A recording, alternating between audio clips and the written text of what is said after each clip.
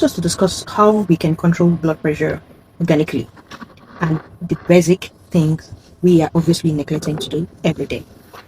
Now, I know that science has played a role in a lot of people's lives, but then what exactly have we not been told to do that we are obviously doing? In as much as we are doing those things and we are getting the opposite results, then it's obviously time to change the strategy.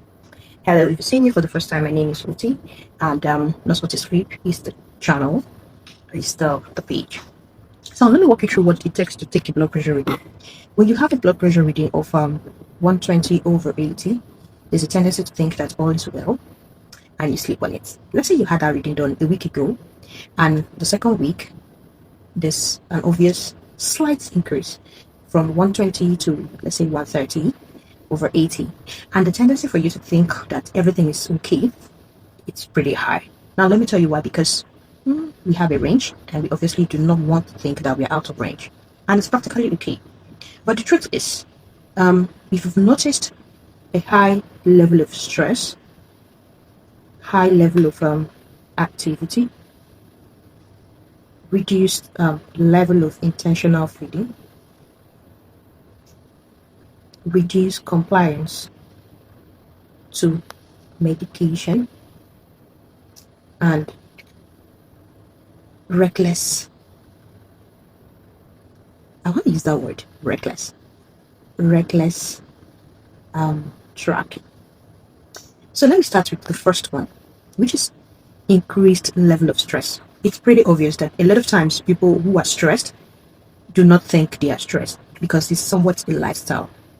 Now let me explain to you why lifestyle, in a way, plays a major role when it comes to things like this.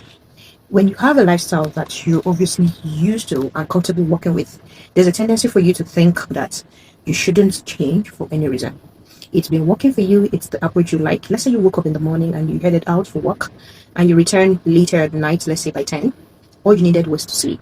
But then you have a friend who obviously have not seen you. It's a Friday night. You should be sleeping. But the friend said, please let's hang out so that we can meet up, catch up on a lot of things we've missed out. So this friend is here to take you out on a night out. And you're obviously following the friend for the longest hour you guys have been out since 10 p.m. and it's 2 a.m. and you should be headed home. But then you're saying, I think we should just stay till the end of the whole thing. And you're there till the close of the party.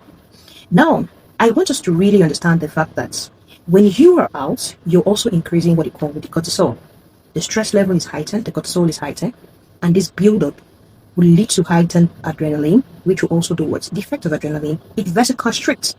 Because in cases where your body is losing it out on stability, what happens is they give you this to hold on, to pressure it down, to hold the things together. Let's not go there.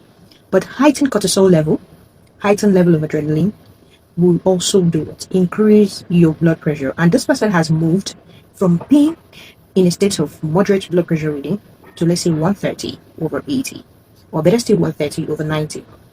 Now, and the person has also increased the level of activity without consciously tracking. So the number one tip is track your stressors. That's what I will say. Track it. What are your stressors? We all have that breaking limit. You get to a certain level and you realize you can't go further. You just need to rest and you take a break.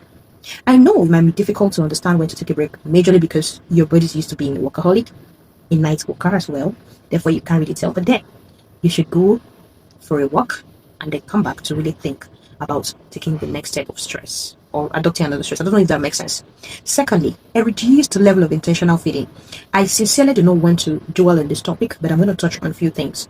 As somebody who is hypertensive and trying to organically control the blood pressure level to a reasonable number, if you have a reading which is 140 over 90 over 100, 150, 160, please, by all means, you should infuse into your meal daily beetroot, daily hibiscus, and of course, a lot of every other thing that will help reduce the blood pressure. So why am I mentioning these two key things? Beetroot has been said with hibiscus leaf has been said to help dilate the blood vessel that way it reduces the high blood pressure to a reasonable number. And for those of you who take these things in a high concentration, you obviously want to track and ensure you're not taking overdose rather. So, aside that, you should understand the need to taper down on what we call junk, fried food, trans fats, anything that is not organically prepared with a lot of sweeteners, a lot of liver loading sweeteners. When you're taking a lot of sugar, processed flours, junk meals, you're giving your liver a lot of workload to do, and it will build up on your cholesterol level. That way, you're obviously not going to help the ones in your vessels. And if you're not intentionally taking the good fats with the high density lipoprotein to mop up the low density lipoproteins to balance that up, then there's going to be a problem as well. So, take for example a tubing, because that's what your vessels are, and it's clogged with cholesterol, plaques, dirty things. It doesn't allow the flow of free flow of blood. What happens is that it narrows and the lumen. That way, the pressure is high. The body tries to push through so that it can to get the blood supply to the organs of the body. That way, you measure the readings and you see it's high. The same thing that happens when you have increased adrenaline, cortisol. The blood vessel tends to narrow in a way that causes raised blood pressure. So you should control it by what you eat as well. Fourthly, your compliance to medication. If you constantly have a lifestyle that does not permit you to eat intentionally, sleep adequately, reduce stressors, reduce the adrenaline high level of cortisol in your system, then by all means, you should be in compliance with your medication. If it's a medication that will help excrete a lot of fluid, therefore to reduce the blood pressure, you take it based on your doctor's prescription, because each individual has that which is required to checkmate the blood pressure. Okay. Lastly, reckless tracking. You can't be checking your blood pressure level today, and the next time you're going to check when you're on medication, whilst your medication is in 2 weeks, when you return to the hospital. You should have an apparatus at home to control what is being done, whether the medication is working or not. That way you get back to your doctor to review the medication if there's a need to increase the dose or change whatever was given to you, or reassess if this medication is still ideal for you. The last but not the least, which is a pro tip, is it's a temporary measure.